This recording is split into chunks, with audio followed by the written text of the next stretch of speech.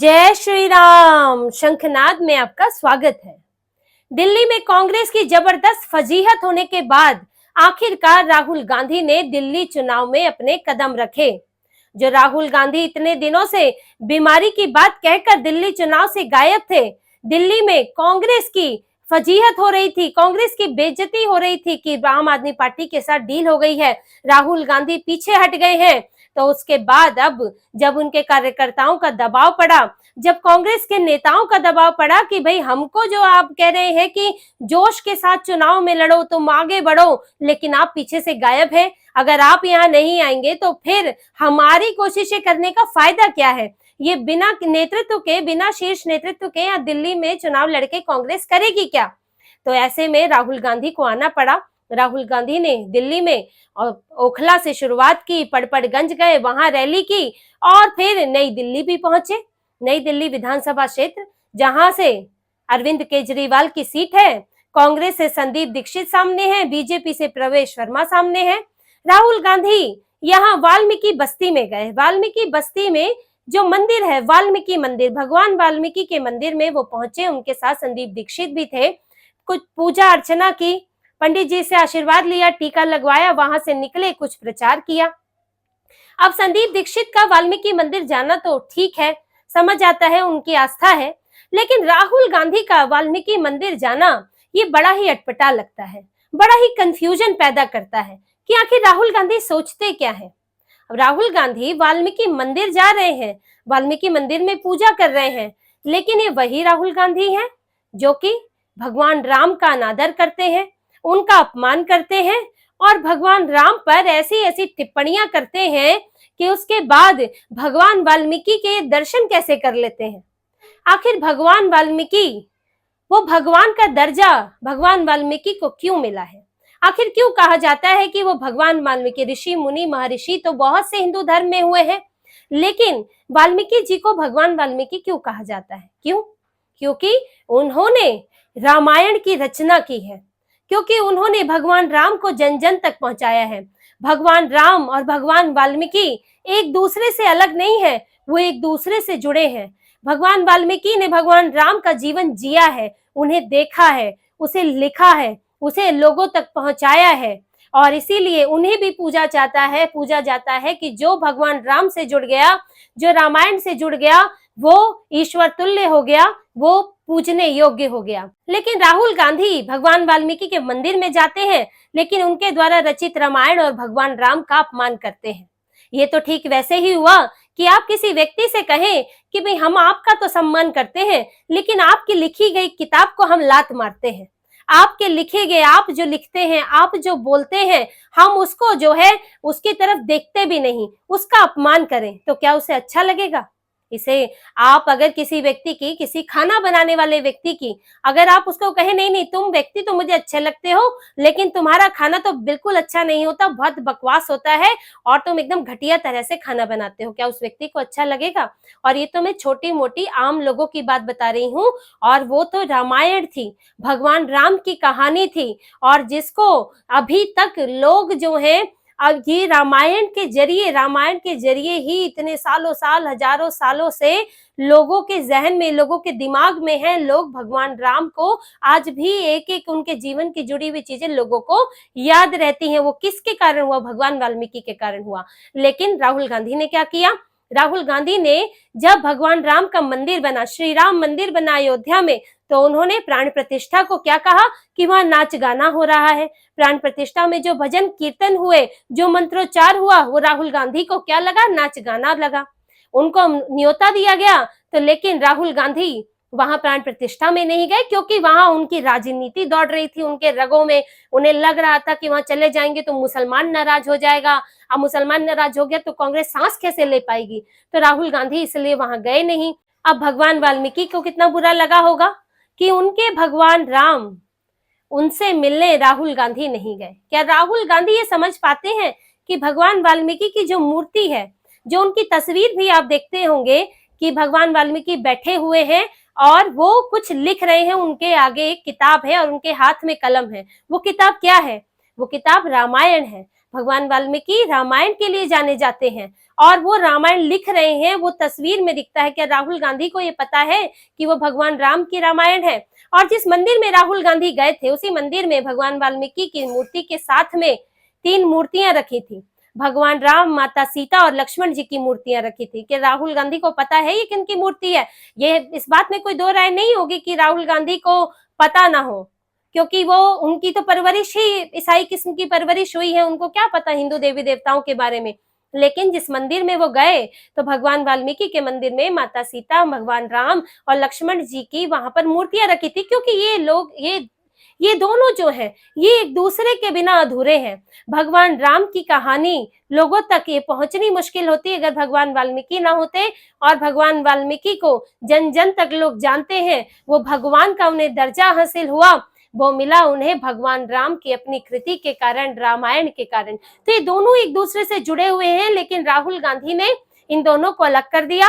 भगवान वाल्मीकि के दर्शन किए लेकिन भगवान राम का अपमान किया। और ये तो वही कांग्रेस है जो कांग्रेस भगवान राम है ही नहीं ये भी कहती है, जो एफिडेविट देती है।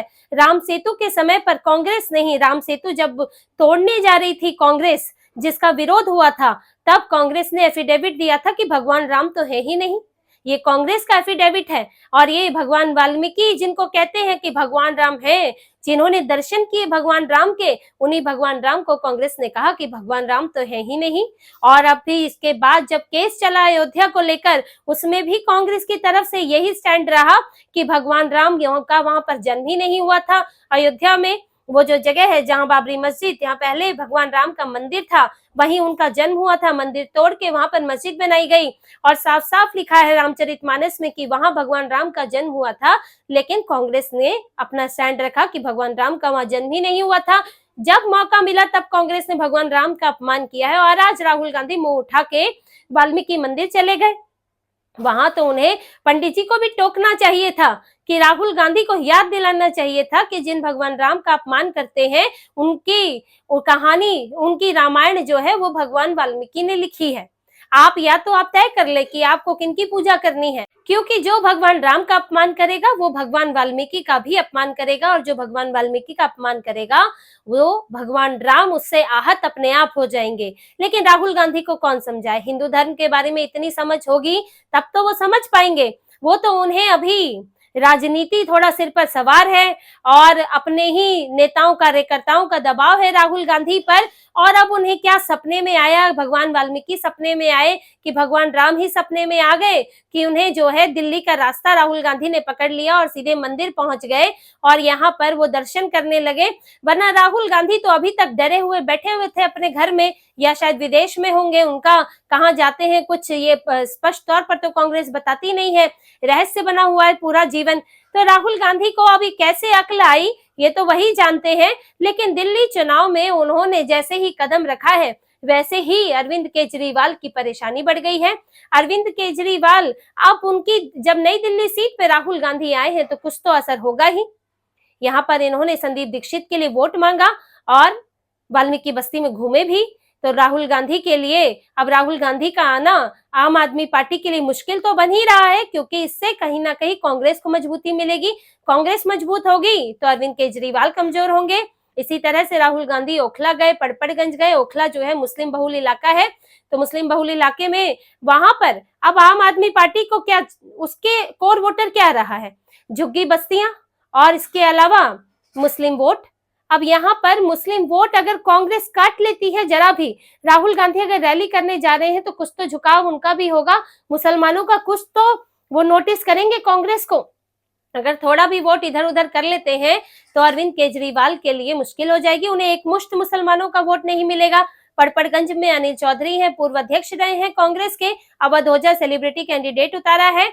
लेकिन अब राहुल गांधी से बड़े सेलिब्रिटी तो है नहीं अवध ओझा। राहुल गांधी वहां गए, प्रचार किया उन्होंने, तो अवध ओझा के लिए भले ही सेलिब्रिटी हैं, लेकिन अब उनके लिए भी एक मुश्किल तो खड़ी हो गई है।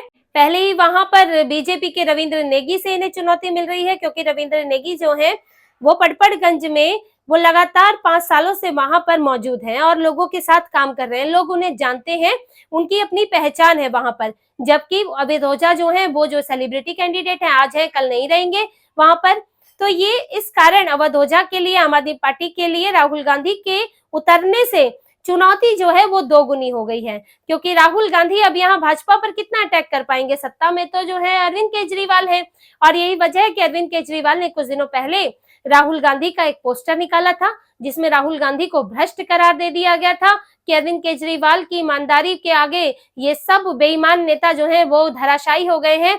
इस तरह का इन्होंने पोस्टर निकाला और उसमें राहुल गांधी की तस्वीर भी थी। तो यानी दोनों के बीच में इस वक्त फिर से एक आर पार की लड़ाई बनती हुई दिख रही है, क्योंकि चर्चा शुरू हो गई है। जो अभी तक चर्चा ये होने लगी थी कि राहुल गांधी बैकफुट पर आ गए हैं, कांग्रेस जो है वो आखिरी मूवमेंट में, आखिरी समय में पीछे हट रही है, लेकिन राहुल गांधी की एंट्री के साथ ही फिर से सुगबुगाहट बढ़ गई है, सरगर्मियां बढ़ गई हैं और अरविंद केजरीवाल की मुश्किलें भी बढ़ गई हैं।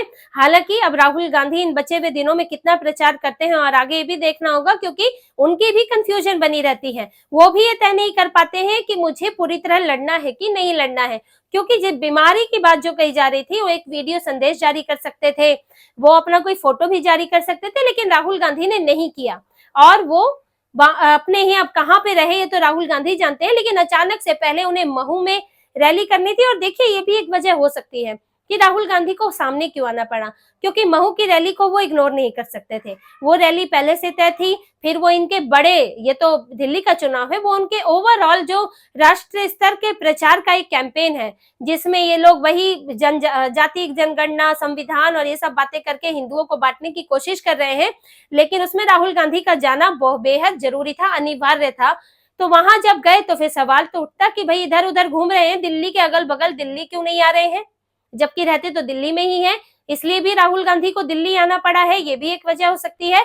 लेकिन आगे कितना कंटिन्यूटी में रहते हैं ये देखना होगा, और उसी से ही निर्भर करेगा कि कांग्रेस यहाँ पर कितनी मजबूती से चुनाव लड़ पाती है। लेकिन फिलहाल के लिए तो अरविंद केजरीवाल का पारा हाई है, टेंशन बढ़ी हुई है, क्योंकि अपनी ही सीट उनकी इस वक्त सुरक्षित नहीं है, और जब से वहां पर एक कैंडिडेट प्रवेश वर्मा से तो वो चुनौती झेल ही रहे हैं। लेकिन अब जब राहुल गांधी वहां पर आए हैं, उन्होंने एंट्री ली है वाल्मीकि बस्ती में, तो अरविंद केजरीवाल के लिए अब यहाँ भी अपने कोर वोट बैंक में सेंध लगने की और अपना जो इनका वोट प्रतिशत इन्हें आता है उसमें कमी आने का उनको डर सताने लगा है। तो इसी तरह की और खबरें और विश्लेषण आपके लिए लाते रहेंगे। हमसे जुड़े रहिए, सब्सक्राइब कीजिए, कमेंट कीजिए। बहुत बहुत धन्यवाद। जय श्री राम।